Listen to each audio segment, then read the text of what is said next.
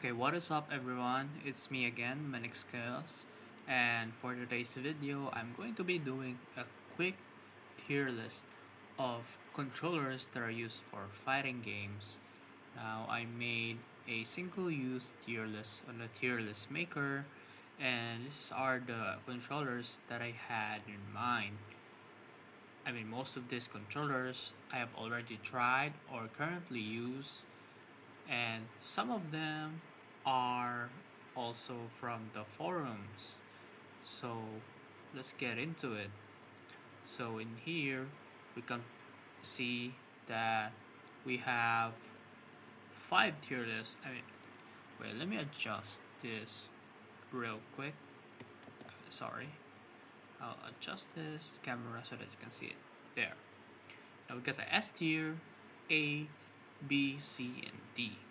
Now let's go first with the most common controller that are used for fighting games, which is the arcade stick. Now, I'll put this on the S tier. The reason why is that this is this is the very first controller that is being used for fighting games, and a lot of the people in the community use arcade sticks.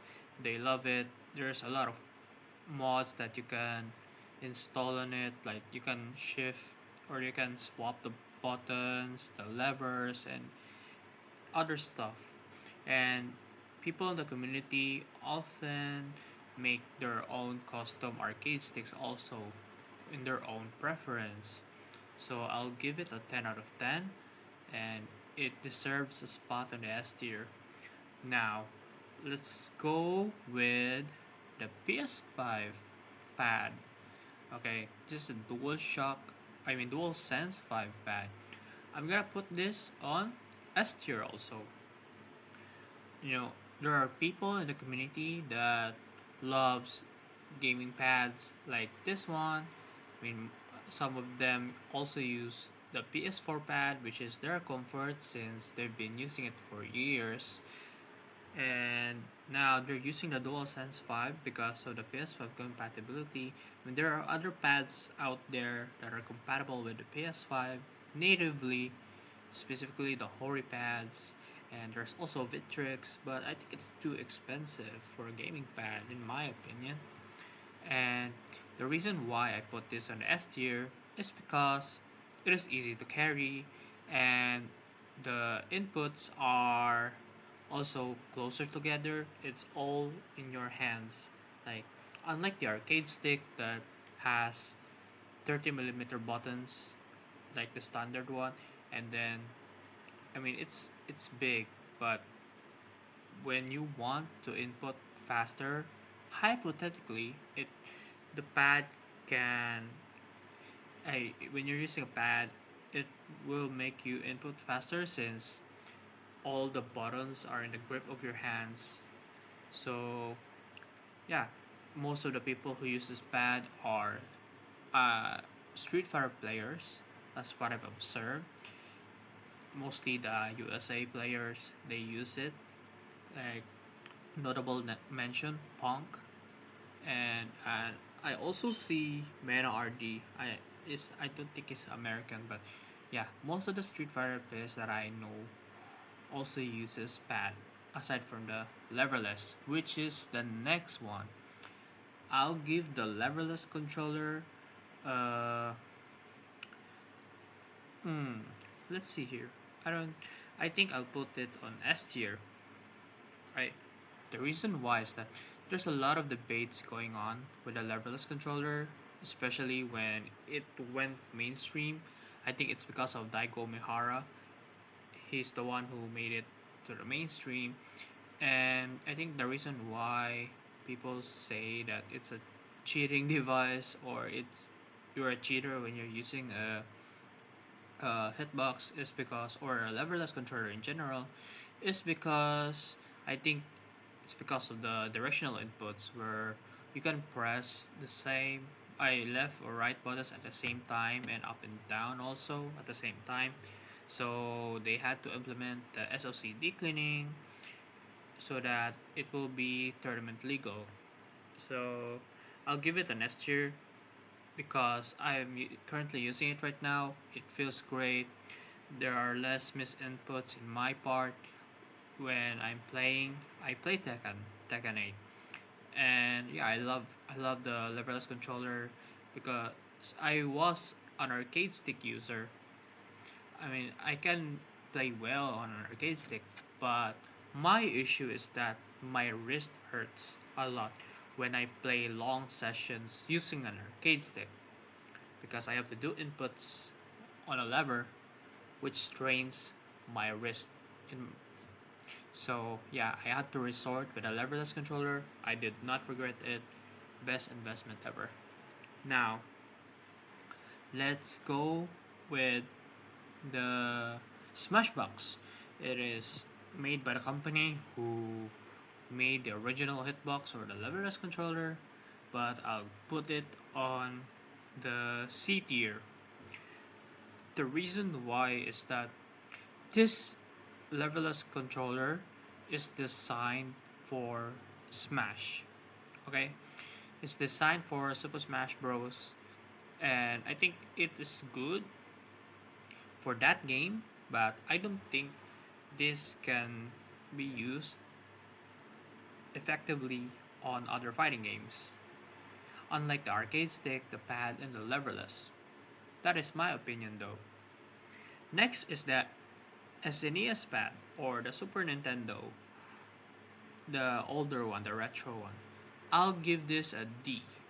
The reason why is that it is hard to do directional inputs on this thing. I used it on a modded SNES console and I played Third Strike on it. It is not ideal and it gave me blisters in my hands doing motion inputs like this half circle inputs and stuff. It's very hard since the D-pad is not that comfortable to use. So it's not ideal for fighting games. It's more ideal on Mario's and other types of games. Okay, next is the Nintendo 64. Okay, I'll give this one a B. Okay, it is the similar controller that is on the C tier, but this one is the original. The reason why I put it on B tier is because it is easier to use than the Smashbox, and it is more comfortable. You can just hold it with your hand. Like, it does not have too much space, and but again, I don't think that this will be more effective on other fighting games. I only see it to be more comfortable with the Super Smash Bros. Games. So yeah, but at least it is more comfortable to carry, and I mean it's more efficient to carry than the Smashbox below. Okay, next is the PS4 PS4 pad. Okay, I used this, but I'll give this an A. The reason why it is on the A tier is because it is easy to break. Okay, so I used a PS4 pad like I think before I switched to an arcade stick, and the the reason why that it breaks so much is because of the way I mash the buttons. Okay, and it is not that durable if you compare it to the controllers at the top, which is in the S tier. Why the DualSense 5 controllers in the S tier? I didn't see it break. Okay, maybe my opinions will change in the future. This is still a personal opinion, so if ever you don't like that tier list or you did not agree with the tier list that I have, it's completely fine. I want you to drop your own tier list on the comment section below. So I used the PS4 pad, it broke. So I mean it's still comfortable. That's why it's in the A tier. I mean I think most of the players who play on PC that are pad players mostly still uses PS4 pad for comfort. Okay, I think it's more comfortable than the DualSense 5, but when in terms of durability, I do not think that it is that durable. Okay, next is the Joy-Cons for Nintendo Switch. I give this a D tier. Okay, I mean, who uses that? The buttons are too small. Okay, and I don't think it's really ideal for fighting games. So, and it also has a lot of issues, specifically with stick drift. Okay, if ever you're using analog for directionals and stuff. But I don't think this ideal where the directionals are the same size as the punch and kick inputs. So no, it is really at the bottom list. It deserves a spot at the bottom list. Okay, next is the Nintendo Switch Pro controller. Okay, I think this one I can do it. Okay, I tried this. I tried playing Tekken on this, and surprisingly, surprisingly, it surpassed my standards, and I think it's far more better than the Joy-Con, and yeah, the size of the buttons, everything, it's great. I like the D-pad.